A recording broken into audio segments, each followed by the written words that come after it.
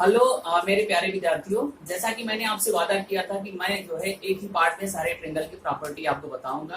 तो आज मैं वही करने जा रहा हूं कि सारे ट्रायंगल की मतलब त्रिभुज की सभी प्रॉपर्टी एक ही वीडियो में बनेगा। हर टाइप के क्वेश्चन, चाहे वो एनसीईआरटी का हो, चाहे वो एसएससी का हो, चाहे अदर कंपटीशन का है, अगर आपने मेरी एक वीडियो पढ़ लिया तो समझिए कि आपने सारा वीडियो पढ़ लिया। मैंने क्लास 10 की जो एनसीईआरटी की बनाया है ट्रायंगल का, उसमें कुछ चीजें मैंने डाला है। अब देखिए, कुछ चीजें जो आपको जानना है, सबसे बेसिकली उसको क्या करना है, उसको ध्यान रखिएगा। देखिए, सबसे पहले अगर आप ट्रायंगल की बात करते हैं तो मैंने वहां पे आपको जिक्र किया है कि सर जो ट्रायंगल होते हैं वो 3 टाइप्स के होते हैं: acute angle triangle, obtuse angle triangle and right angle triangle. जैसे मान लीजिए आपके पास साइड है ए बी सी। अब आपके पास साइड ए बी सी है सर, और आपको यहाँ पे आपको दिया है कि सर 2 है, 3 है और ये 5 है। या इसको थोड़ा सा बदल देते हैं तो ज्यादा अच्छा रहेगा। मान लीजिए इसको हमने 6 रख दिया और मैं आपसे पूछ लूं कि सर ये बताइए कि यह कौन सा ट्रायंगल होगा मतलब त्रिभुज होगा, तो आप क्या बताएंगे? अब वो जो 3 चीज आपने लिखा था, कौन कौन सा लिखा था? Acute angle triangle, acute angle triangle, जिसको आप कहते हैं न्यून कोण त्रिभुज, न्यून कोण त्रिभुज। Obtuse angle triangle, obtuse angle triangle, जिसको आप लोग कहते थे विषम बाहु त्रिभुज, विषम बाहु त्रिभुज। और एक होता था ऑब्ट्यूज के बाद होता था आपका right angle triangle, right angle triangle. इसको आप लोग क्या कहते हैं भाई? समकोण त्रिभुज। तो समकोण त्रिभुज आप एक बात करते थे। तो इसके लिए जो आपने कंडीशन रखी थी, तो इसके लिए जो कंडीशन रखी थी कि सी स्क्वायर जो होता था वो होता था less than A square plus B square, और ए जो होता था ऑब्ट्यूज एंगल, यहाँ लिखते थे C square is greater than A square plus B square, और जो यहाँ लिखते थे वो C square equal to A square plus B square लिखते थे। मतलब वो साइड के आधार पे आप कैसे पता लगाएंगे कि हमारा कौन सा त्रिभुज है।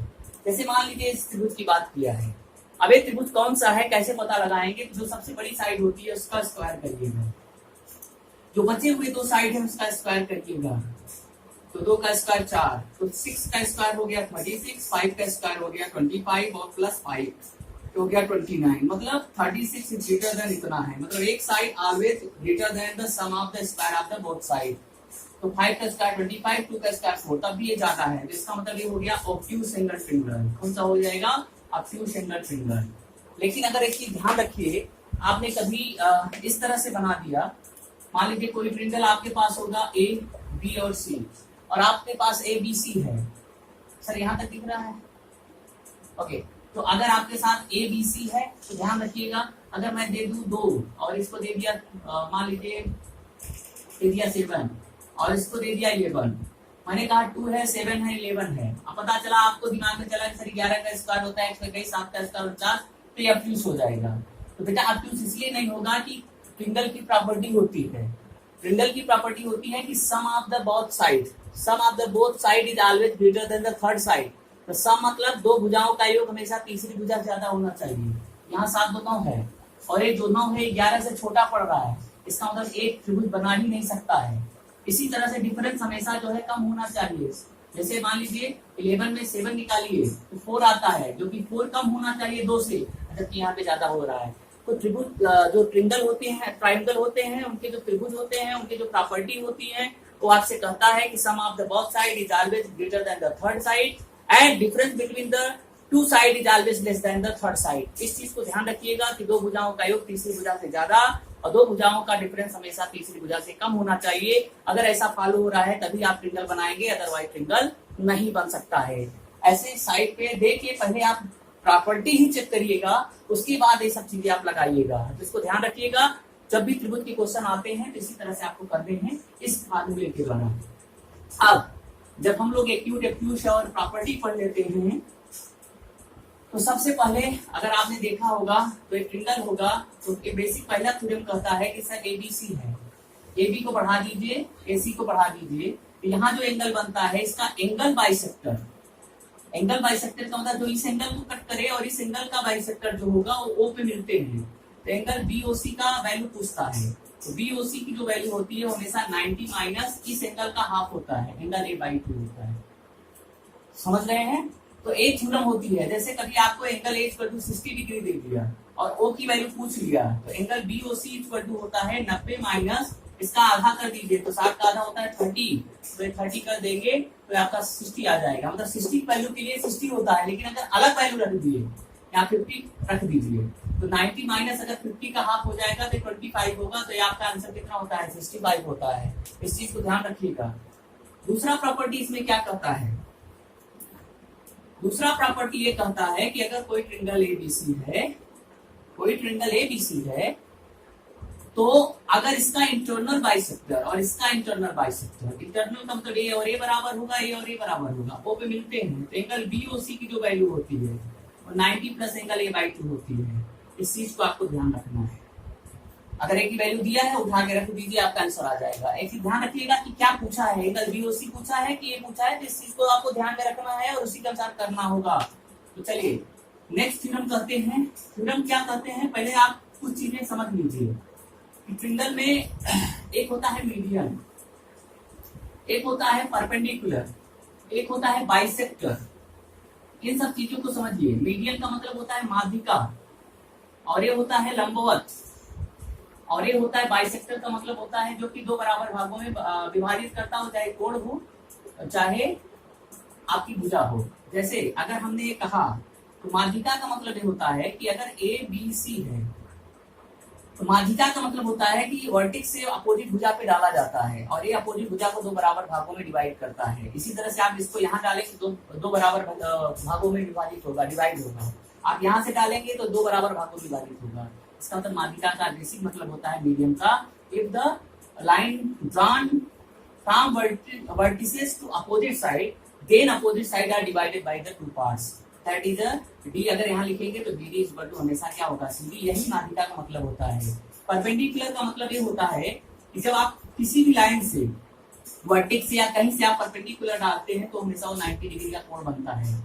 बाइसेक्टर का मतलब ये होता है कि आप कोई भी चाहे एंगल से डिवाइड कर रहे हैं तब ये बाइसेक्टर है, कोई भुजा को अगर आप डिवाइड कर रहे हैं तो भी बाइसेक्टर है। तो भुजा या एंगल दोनों से बाइसेक्टर निकल सकता है। इन चीजों को आपको ध्यान देना है।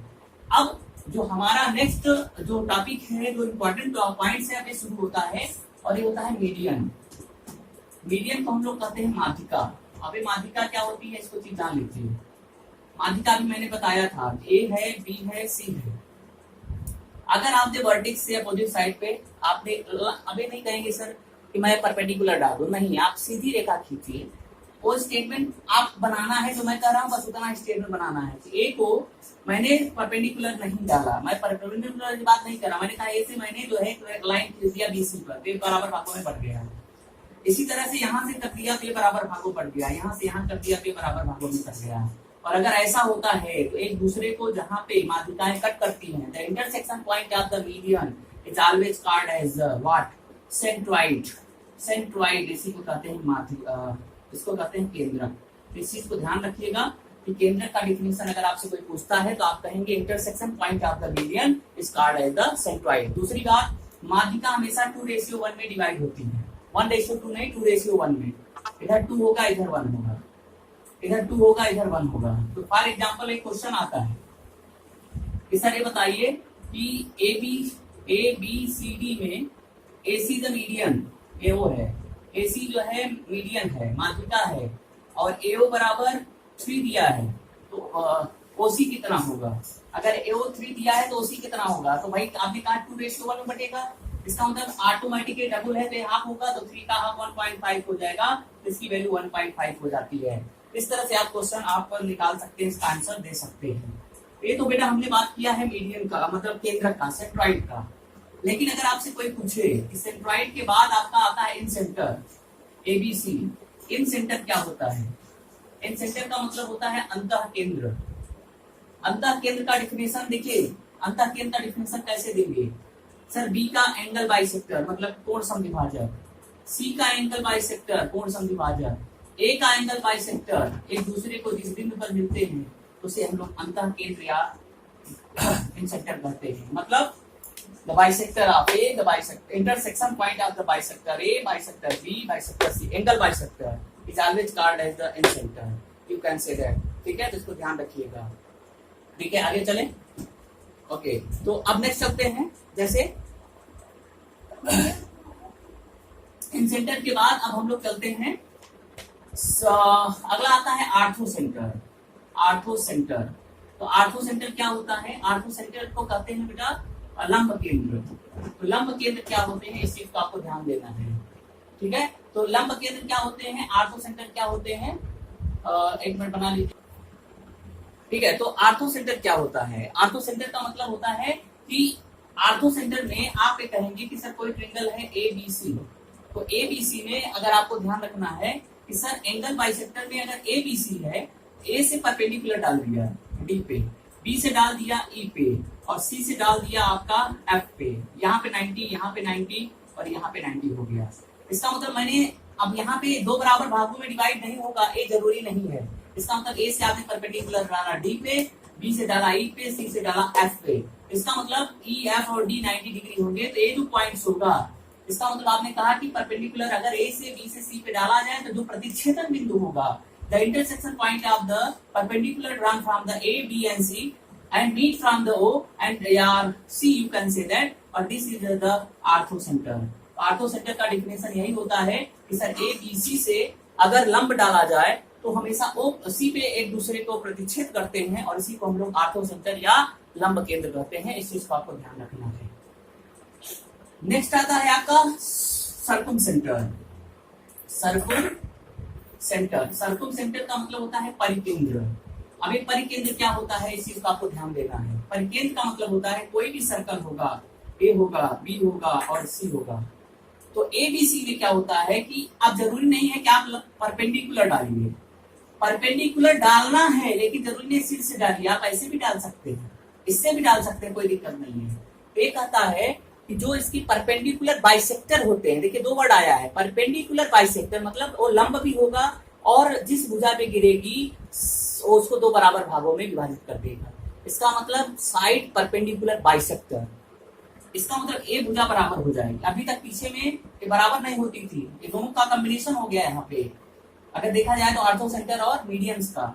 और उसके बाद आपने ऐसे यहाँ पे डाल दिया, ये दो बराबर भागों में कर दिया, ऐसे यहाँ पे डाल दिया, ये दो बराबर भागों में कर दिया, तो एक दूसरे को जिस बिंदु पर प्रतिच्छेद करते हैं उसे कहते हैं परिकेंद्र या सर्कुल सेंटर। अगर आप कोई सर्कल इस तरह से बनाएंगे तो इसका जो केंद्र होगा उसी को हम लोग सर्कुल सेंटर कहते हैं। तो आप क्या डिफिनेशन देंगे, इसको ध्यान रखिएगा। सर्कुल सेंटर का डिफिनेशन देंगे कि sir side perpendicular bisector, intersection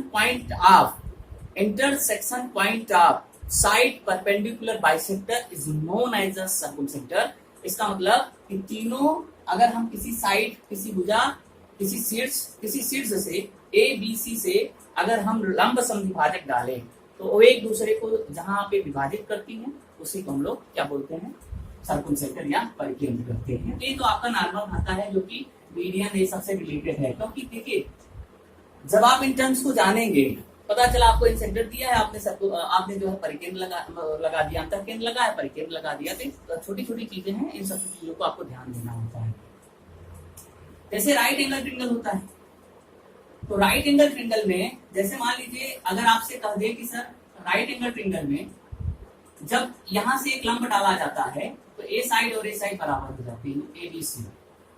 आप अगर मीडियन से डाल रहे हैं, बी इज अ मीडियन, जैसे यहाँ पे राइट एंगल में B D is a median हो गया, तो स्वाभाविक सी बात है जो B D is a median होगा, बी डी जो मीडियन होगा वो इसको दो बराबर भागों में बांटेगा, तो ए और ए अगर बराबर है तो ए भी बराबर हो जाएगा। इसका मतलब यदि if AD is equal to DC, then if BD is a median, then BD is equal to AD is equal to DC। इसको ध्यान रखना, ये भी थ्योरम होता है कि सर अगर कोई त्रिभुज है और BD मीडियन है तो BD हमेशा AD और DC के क्या होगा, बराबर होता है। इस चीज को आपको ध्यान रखना है, ठीक है, इसको याद रखिएगा, क्वेश्चन आता है। अगर मान लीजिए इसी राइट एंगल ट्रायंगल में आपने एक मीडियन बना दिया, मैं कहता हूँ चलो यहाँ से डाल दिया, एक यहाँ पे आ गया और एक डाल दिया यहाँ पे आ गया, इसको मैंने ए माना, इसको बी माना, इसको सी माना, इसको डी माना, इसको ई मान लिया। तो मीडियन से एक है आपका AD स्क्वायर और एक है आपका AC स्क्वायर, इसका 4 टाइम्स कर दीजिएगा तो ये हमेशा किसके बराबर होगा, 4ED² plus AC² equal to जो होता है वो 5 टाइम्स, अगर आप ध्यान दें तो AD² के क्या होना चाहिए, बराबर होना चाहिए। ये भी एक थ्योरम होती है जो कि आप याद रखिएगा कि 4 times AD² plus AC² equal to 5 times AD²। इस चीज को आप चेक कर लीजिएगा, ठीक है। 4 भी होता है, एक बार चेक कर लीजिएगा इसको। दूसरा जो प्रॉपर्टी आती है, दूसरा प्रॉपर्टी आती है कि relation between the side and the median of the triangle. मान लीजिए ABC है और इस तरह से आपको डाला हुआ है, E है, F है और G है। तो relation between the side and the median क्या कहता है, तो याद रखिएगा कि जैसे मान लीजिए FC है तो आप क्या करिए, सभी मीडियंस ले लीजिएगा, पहले साइड ले लीजिए, AB² AC² और BC²। इसका आप 3 गुना करिएगा, 3 टाइम्स। तो ये हमेशा किसके बराबर होगा, इसका मीडियन का, AG² प्लस B² और प्लस CF² और इसके 4 गुने के बराबर होते हैं। मतलब आपको मल्टीप्लाई कितना करना है, 4 टाइम्स। ये भी एक प्रकार से थ्योरम होती है, ये आपको जरूरत पड़ेगी जब आप न्यूमेरिकल लगाएंगे, तो इस चीज को आपको ध्यान में रखना है, ठीक है। चलिए नेक्स्ट जो होता है, नेक्स्ट जो थ्योरम होता है भाई, देखिए सिंपल सी बात है, अगर कोई एक्यूट एंगल ट्रायंगल हुआ, एक्यूट एंगल ट्रायंगल का मतलब होता है आपका न्यून कोण त्रिभुज है, न्यून कोण त्रिभुज। तो आपसे पूछेगा कि सर ये बताइए कि इसका सर्कम सेंटर जो होता है परिकेंद्र वो अंदर होगा त्रिभुज के या बाहर होगा। तो अगर एक्यूट एंगल ट्रायंगल है तो जो परिकेंद्र होता है, परिकेंद्र का मतलब आप समझते हैं, सर्कम सेंटर वह अंदर होता है, इनसाइड होता है, इनसाइड होता है, अंदर होता है। आर्थो सेंटर, इसी में अगर आर्थो सेंटर कहें तब ये अंदर होगा, इनसाइड होगा। लेकिन अगर यही एक्यूट की जगह ऑब्ट्यूज हो जाए, ऑब्ट्यूज एंगल ट्रायंगल हो जाए, ऑब्ट्यूज एंगल ट्रायंगल में जो परिकेंद्र होता है, परिकेंद्र होता है वो हमेशा किसपे होता है, वो हमेशा बाहर होता है, आउटसाइड होता है। और जो आर्थो सेंटर होता है वो भी आउटसाइड होता है। तो एक बड़ा अच्छा सा क्वेश्चन पूछता है कि सर ये बताइए कौन सा ऐसा त्रिभुज है इसमें incentre, circumcentre, orthocentre सब एक ही जगह होते हैं। तो आप बताइएगा इक्विलेटरल ट्रायंगल। इक्विलेटर का मतलब होता है समबाहु त्रिभुज।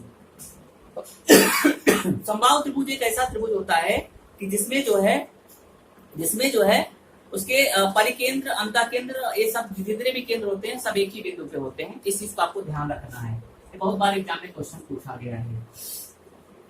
चलिए अब जब आपने इसकी बात कर लिया है तो हम लोग चलते हैं अब आप पे कि जब त्रिभुज आपने कभी दिखाया होगा बेटा थेल्स थ्योरम, आपको अभी ले चलते हैं थेल्स थ्योरम पे। थेल्स थ्योरम और सिमिलर में अंतर होता है, तो पहले आप थेल्स थ्योरम समझ लीजिए। थेल्स थ्योरम क्या होता है, थेल्स थ्योरम का मतलब ये होता है, थेल्स थ्योरम कहता है कि अगर कोई त्रिभुज ABC है, A है, B है और C है, और सर DE मध्य बिंदु, आप मध्य बिंदु कर सकते हैं कि सर DE अगर मध्य बिंदु है इसका मतलब AD अपान अगर DB equal to AE upon AC हो रहा है, तो आप कह सकते हैं तो then D parallel to BC होगा। ये थेल्स थ्योरम कहता है। Thales theorem AD upon DB equal to AE upon AC होता है। आप कहीं गलती से मत कहिएगा कि sir AD upon AD equal to AE upon AC होता है, लेकिन वो थेल्स थ्योरम नहीं है और सिमिलर है। इसको ध्यान रखिए, थेल्स थ्योरम यही होता है, इतना ही याद रखना है। फिर इसी में एक आता है midpoint theorem, midpoint theorem, मध्य बिंदु प्रमेय। अब ये मध्य बिंदु प्रमेय क्या होता है, अगर कहता है कोई त्रिभुज A है, B है और C है, और AD है और E है, और DE जो है, D is the E mid point of AB and AC, then मतलब AD upon DB equal to AE upon EC आपको दिया होगा, और ये भी दिया होगा कि D पैरेलल टू है सर BC के, तो आप कहेंगे सर D जो होता है वो 1/2 BC के होगा। इस थ्योरम को भी आपको याद रखना है। और एक थेल्स थ्योरम होता है और एक मिड पॉइंट थ्योरम होता है, इस चीज को आपको ध्यान रखना है, ठीक है। जब आप थ्योरम याद रखेंगे तो क्वेश्चन आप सही से लगा पाएंगे। चलिए नेक्स्ट थ्योरम कहता है अपोलोनियस थ्योरम। अपोलोनियस थ्योरम, ये अपोलोनियस थ्योरम क्या कहते हैं बेटा, जो थेल्स थ्योरम अभी बताए थे, थेल्स थ्योरम को थ्योरम ऑफ प्रोपोर्शनलिटी समानुपातिक प्रमेय भी कहते हैं। तो अगर कभी आपसे पूछ ले कि सर समानुपातिक प्रमेय या थेल्स थ्योरम क्या होते हैं, तो आप उसको बता सकते हो। इस चीज को आपको ध्यान रखना है। अपोलोनियस थ्योरम क्या कहता है भाई, मान लीजिए कोई त्रिभुज है, ए है, बी है और सी है, और आपने क्या किया, एक मीडियन डाल दिया, रेडियन। अगर एडी मीडियम है, if AD the medium, median का मतलब होता है कि ये माध्यिका है, तो A B square plus A C square, ध्यान रखिएगा, ए बी स्क्वायर और ए सी स्क्वायर हमेशा किसके बराबर होगा, 2 टाइम्स ए डी का स्क्वायर और प्लस सी डी कर दीजिए या बी डी कर दीजिए, क्योंकि दोनों बराबर है। तो ये आपका हो जाता है अपोलोनियस थ्योरम। तो इस चीज को आपको ध्यान रखिएगा कि अपोलोनियस थ्योरम जब भी आता है तो इस तरह से, अपोलोनियस थ्योरम से ही कभी वैल्यू आपको ये नहीं दिया होता है और सब दिया होता है, तो आप इस तरह से इसको निकाल सकते हैं। तो ये केस होता है आपका अपोलोनियस थ्योरम का। अब बात आती है कि सिमिलर एंड कॉन्ग्रुएंट क्या होते हैं, सिमिलर और क्या होते हैं कॉन्ग्रुएंट। सिमिलर का मतलब होता है समरूप और कॉन्ग्रुएंट का मतलब होता है सर्वांगसम। तो याद रखिएगा, बड़े आसानी से हम लोग सिमिलर और कॉन्ग्रुएंट को समझते हैं। जैसे कोई डायग्राम दिया है इस तरह से, ए है, बी है, सी है, 2 सेंटीमीटर, 3 सेंटीमीटर, 4 सेंटीमीटर, 2, 3, 4, ए ई है, एफ है और जी है। इसका मतलब सेम साइड है, जितना बड़ा है उतना बड़ा है, जितना बड़ा है जितना बड़ा है उतना बड़ा है। ये सर्वांगसम है। सर्वांगसम का मतलब होता है कॉन्ग्रुएंट है। लेकिन अगर एक ये बड़ा दिया है और एक छोटा दिया है, A B C D E F, और एक 2 है, 4 है, 6 है, 12 है, ये 8 है और ये 16 है, तो इसको हम लोग क्या करते हैं, समरूप करते हैं। तो याद रखिएगा, समरूप का मतलब सिमिलर होता है, सिमिलर होता है। ठीक है। जैसे अगर हम आपसे कहें कि सर एक जितने भी वर्ग होते हैं, वर्ग का मतलब स्क्वायर, तो क्या सभी वर्ग सिमिलर होंगे या सर्वांगसम होंगे? बताइए जल्दी से, क्या होगा? सभी वर्ग जो होते हैं वो सर्वांगसम होंगे कि सिमिलर होंगे? तो बेटा वर्ग में तो बहुत टाइप के आते हैं, अब सेम साइड हो चाहे अलग अलग साइड हो, तो जितने भी आपके वर्ग आते हैं वो सिमिलर होते हैं। वर्ग छोटा भी होता है, बड़ा होता है, क्योंकि देखिए जितने भी, मतलब ये लिखा हुआ है कि जितने भी कॉन्ग्रुएंट होते हैं, मतलब सर्वांगसम होते हैं, समरूप हो सकते हैं, लेकिन सभी समरूप सर्वांगसम नहीं हो सकते हैं। जैसे अगर आप सर्कल कहेंगे, तो सर्कल, जितने भी सर्कल होते हैं वो हमेशा क्या होते हैं, वो हमेशा सिमिलर होते हैं। अगर सेम साइज के होंगे तभी होगा। जैसे एक दो ताजमहल आपने खड़ा कर दिया, एक छोटा और एक बड़ा, छोटा और बड़ा अगर ताजमहल आप खड़ा करेंगे तो बेटा सिमिलर होंगे, लेकिन सेम साइज के आप खड़ा करेंगे तो क्या होंगे, सर्वांगसम हो जाएंगे। इस तरह से आपको समझना है। तो आप समझ गए होंगे सिमिलर एंड कॉन्ग्रुएंट क्या होते हैं। दूसरी चीज आपको ये समझना है कि जब आप सिमिलर और सर्वांगसम कह रहे हैं तो कॉन्ग्रुएंट करने के, प्रूव करने के बहुत सारे ऑप्शन होते हैं कि भाई कैसे पता चलेगा ये कॉन्ग्रुएंट है। तो side side side, angle side angle, side side angle, angle angle side, ये तमाम चीजों के द्वारा आप प्रूव कर सकते हो कि हमारा त्रिभुज क्या है, कॉन्ग्रुएंट है। तो इस तरह से आपको समझना है।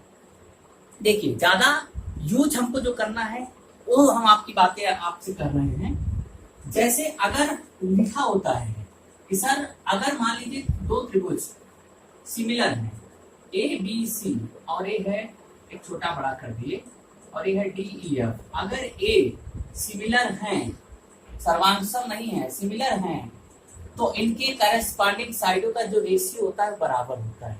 मतलब अगर आपसे कहें कि sir A B C D E F समरूप सिमिलर हैं, मतलब ए बी सी सिमिलर है डी ई एफ के, आप क्या कह पाओगे? इस चीज को ध्यान रखिएगा। इसको आपको कहना क्या है, वो चीज समझिए। अगर एक दूसरे के समरूप हैं तो हम लोग देखो क्या कहने जा रहे हैं कि ए बी डिवाइडेड बाय, इसका करस्पॉन्डिंग साइड ए है डी ई, इक्वल टू इसका करस्पॉन्डिंग साइड ए है ए सी अपान ए हो गया डी एफ, ठीक है, इक्वल टू बी सी अपान कितना हो गया ई एफ। तो ये चीजें हैं जो कि आप ये कहते हैं कि अगर सर कोई 2 ट्रिंगल जो है सिमिलर होते हैं तो उनके करस्पॉन्डिंग साइडों का रेशियो जो होता है वो बराबर होता है, न कि उनकी साइड बराबर होती है। तो अगर आपसे कभी, ये तो होता ही होता है। अच्छा इसी में एक वर्ड मैं जोड़ दे रहा हूँ, अगर आपसे कभी पूछेगा कि परिमाप त्रिभुज ABC अपान परिमाप, परिमाप का मतलब होता है परिमाप का मतलब होता है पेरीमीटर। तो अगर ये पेरीमीटर आपकी बात करेगा सर, पेरीमीटर दोनों त्रिभुजों का क्या होगा, तो जो ये अनुपात होता है यही अनुपात इसके पेरीमीटर का होता है। जैसे मान लीजिए 2 3 4 दिया है और ये 4 दिया है, 8 दिया है और ये मान लीजिए 6 दिया है। जब आप इसका कंपैरिजन करेंगे तो रेशियो सबका सेम आएगा। तो जब आपको इसका पेरीमीटर का परिमाप निकालना होगा तो कोई भी एक करेस्पॉन्डिंग साइड पकड़ लीजिए, जैसे इसको पकड़ लीजिए तो ए बी है 2 और इसका है कितना 4, तो इसका मतलब 1/2। तो जो इसका पेरीमीटर होगा वो इसी अनुपात में होगा। अब अगर मान लीजिए आपको ये कह दे कि सर ये बताइए कि जैसे कोई ट्रिंगल है ABC और ट्रिंगल आपका है DEF, इस तरह से आपको दिया हुआ है, ठीक है, इस तरह से आपको दिया है। तो ABC और DF दिया है, तो इसका मतलब अगर एरिया आप निकालना, एक भाई यहाँ बोला है सिमिलर है, तो इसका मतलब ये इसके इसका करेस्पॉन्डिंग साइड ए है, इसका करेस्पॉन्डिंग साइड ए है और इसका करेस्पॉन्डिंग साइड ए है। तो area of ABC upon area of DEF is equal to, इनकी साइडों करेस्पॉन्डिंग साइडों का स्क्वायर कर दीजिएगा, AB square upon D square is equal to AC square upon DF square is equal to BC square upon EF square. ये होता है। तो एरिया जब भी पूछेगा तो इस अनुपात में आपको बताना है, this is the area of the triangle होता है। तो इन चीजों को आपको ध्यान देना है। और जो भी छोटे छोटे थ्योरम है अगर आप देखेंगे बहुत सारे मिलेंगे, कम नहीं है भाई, मैथ है बहुत बड़ा है। जब आप कभी कहते हो कि सर एक हमारा राइट एंगल ट्रिंगल है, ए है, बी है, सी है, तो जो इसका सर्कुम सेंटर होता है, एक राइट एंगल ट्रिंगल का सर्कुम सेंटर उसके हमेशा किसके होता है, उसके हाइपोटेन्यूज पे होता है। इस चीज को आपको ध्यान रखना है। तो कभी अगर आपसे पूछता है तो आप बताइएगा। अच्छा क्या आप बता सकते हैं कि इसका इन रेडियस कितना होगा, इन रेडियस कितना होगा? एक नया फार्मूला बताते हैं, जल्दी आपको मिलेगा नहीं।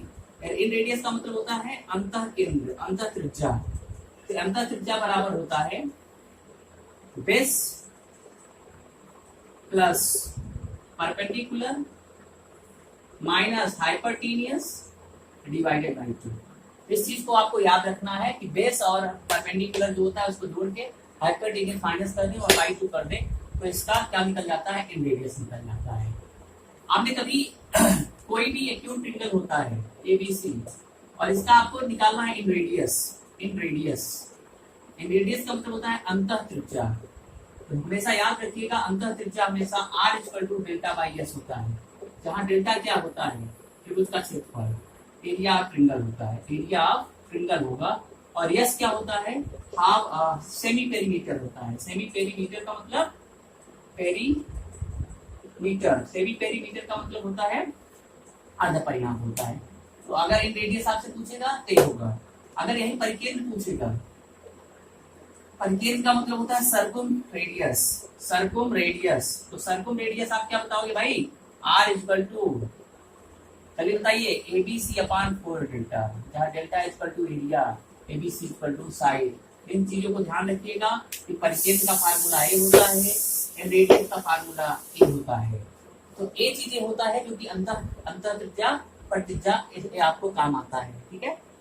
अच्छा और क्या चीजें हैं आपको, जैसे अभी आपको इसमें जरूरत पड़ेगी साइन और कोसाइन रूल का। ये साइन रूल होता है, तो साइन रूल अगर आपने देखा होगा, अगर ए है, ये बी है और ये सी है, एक बी के सामने बी, सी के सामने सी, ए के सामने ए है, तो आपने कभी देखा होगा sine A upon A equal to sine B upon B equal to sine C upon C होता है। और ये आपका क्या होता है, साइन रूल होता है। इसकी भी जरूरत आपको इस ज्योमेट्री में पड़ती है। इसी तरह से अगर आपको कोसाइन रूल निकालना है, इसको लिख लीजिएगा। अगर आपको कोसाइन रूल निकालना है तो भाई कहाँ से निकालना है, तो कहाँ से निकालना है, तो आप बी स्क्वायर प्लस सी स्क्वायर और माइनस ए स्क्वायर करिए अपॉन 2DC कर दीजिए। उसके बाद cos b निकालना है तो C square plus A square minus B square upon 2AC करिए। अगर cos c निकालना है तो A square plus B square minus C square upon 2AB करिए। इस तरह से cos a cos b cos c trigonometrical identities है जो कि हम यूज कहाँ करते हैं, ज्योमेट्री में करते हैं। तो इन चीजों को आपको ध्यान रखना है। ये कुछ अच्छे अच्छे पॉइंट्स होते हैं जो कि आपको काम में आएंगे, ठीक है। दूसरी बात, अगर आपसे कभी पूछ ले कि आर्थो सेंटर एक राइट एंगल ट्रायंगल में कहाँ होता है, मतलब एक समकोण त्रिभुज में आर्थो सेंटर कहाँ होगा, तो याद रखिएगा जिस पॉइंट पे 90 डिग्री का एंगल बनता है। जैसे अगर मान लीजिए हमने आपसे कहा कि सर ये राइट एंगल ट्रायंगल है, ए है, बी है और ए सी है, तो यहाँ पे जो बनता है वही उसका आर्थो सेंटर होता है। इन छोटी छोटी चीजों को आपको ध्यान रखना है, ठीक है। और एरिया का जो फार्मूला होता है आपको पता ही है, ठीक है। तो चलिए आज के लिए हम लोग इतना ही करते हैं। Thank you very much.